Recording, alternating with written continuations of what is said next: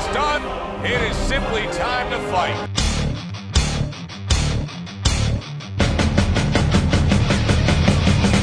Big difference with Fight Night Round 4, it's the most realistic simulation of the sweet science you've ever seen in a video game, while still being that fun experience you remember from Fight Night Round 3.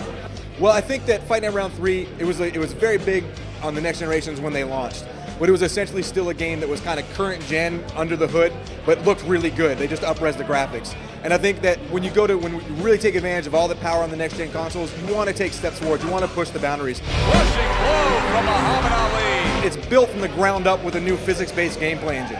What that's allowed us to do is create, one, the ability for boxers to get much closer to each other. So we have inside fighting, outside fighting, height and reach makes a difference. And also just the variety of punch impacts you see, glancing blows, partial deflections off the shoulder, just missing, like, it's a game of inches. And it's not a video game anymore. Like I said, it's the most realistic simulation of the sport.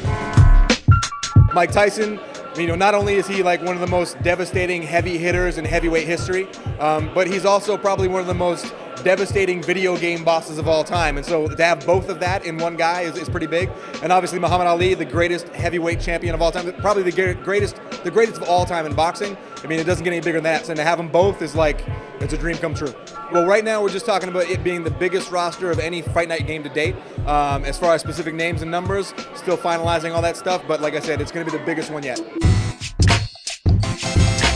Demo plans are under wraps right now, but I think that's pretty standard practice these days, so I wouldn't be surprised if I were you.